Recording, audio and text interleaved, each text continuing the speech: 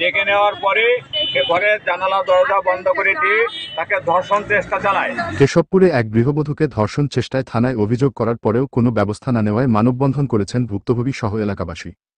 Abdus Salam মুর্শিদির desk রিপোর্টে দেখুন বিস্তারিত। যশোর জেলার কেশবপুর উপজেলার মঙ্গলকোট ইউনিয়নের কেদারপুর গ্রামে নূর মোহাম্মদ গাজীর বিরুদ্ধে নার্গিস বেগম নামে এক গৃহবধূকে ধর্ষণ চেষ্টার অভিযোগে মানববন্ধন করেছেন এলাকাবাসী। ভুক্তভোগী নার্গিস বেগম বলেন, 25শে জুলাই সকাল আনুমানিক 7 ঘটিকার সময় নূর মোহাম্মদ আমার ফোনে কল দিয়ে তার বাড়িতে যেতে বলে। আমি সরল বিশ্বাসে একই তারিখ সকাল অনুমান 10 ঘটিকার সময় বিবাদীর বাড়িতে যাই। বিবাদী আমাকে ডেকে তার ঘরের মধ্যে নিয়ে আমাকে কুপ্রস্তাব দেয়। আমি বিবাদীর কুপ্রস্তাবে রাজি না হলে বিবাদী আমাকে এলোপাথারিভাবে মারপিট করে এবং ধারালো দা উঁচু করে আমাকে খুন জখমের ভয়ভীতিসহ আমাকে মেরে লাশ তার হাউজের মধ্যে ফেলে দেওয়ার হুমকি দিতে থাকে। এক পর্যায়ে আমি চিৎকার দিয়ে তার ঘর থেকে বের হয়ে আসি।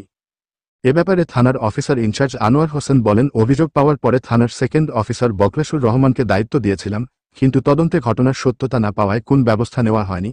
এ ব্যাপারে এলাকাবাসী বলেন, বিভিন্ন কুচক্রী মহল থেকে অপরাধীকে বাঁচানোর চেষ্টা চালানো হচ্ছে। আমরা উক্ত ঘটনায় দোষীকে বিচারের আওতায় আনার দাবি জানাচ্ছি। 25 তারিখে শুক্রবার নূর মোহাম্মদ ফোন করে চাইছি আর বাড়ির ভিতরে আটকাই সে খুব খারাপ কাজ করতে গেছে। তা ধরিলে মোহাম্মদ গাজী এই মহিলাকে তার বাড়ি সকালবেলায় ডেকে নেওয়ার পরে সে ঘরের জানালা দরজা বন্ধ করে দিয়ে তাকে ধর্ষণ চেষ্টা চালায়। এক পর্যায়ে লোকজন চিল্লাচিল্লিতে চলে আসার পরে এলাকায় বিষয়টা নিয়ে জানাজানি হয়। স্থানীয় মেম্বার মোহাম্মদ কামরুল ইসলামের কাছে যখন ওই মহিলা আসে, তখন কামরুল ইসলাম কেশবপুর থানার শরণাপন্ন হয় দারোগা মোখলেসের কাছে। দারোগা মোখলেস প্রথম পর্যায়ে তার কোনো অভিযোগ নিতে রাজি হয়নি। সেই সময়ে স্থানীয় মেম্বার ওসি সাহেবের শরণাপন্ন হইলে নামে মাত্র একটা অভিযোগ দায়ের করে। এই পর্যন্তই তাল বাহানা করিয়ে এই পর্যন্ত ধরতে কোনো মামলা টামলা হয়নি। একাধিকবার এই মোখলেস তদন্তের নামে ভিকটিমের বাড়ি উপস্থিত হয়, ধর্ষণ চেষ্টা চালায়।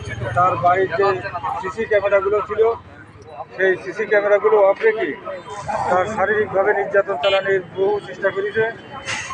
সে মানে ভিকটিমের শরীরে বিভিন্ন জায়গায় কামড়ের চিহ্ন ছিল।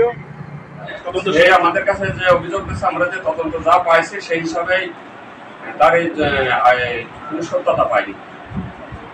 ঘটনা আছে এরকম যে সে টাকা না দেওয়ার কারণে সে বাড়িঘর ডেকে যে গালাগালি করেছে, তার সাথে অপমানজনক কথাবার্তা বলেছে, এটা সত্যি। কিন্তু এই ধর্ষণের কোনো ঘটনা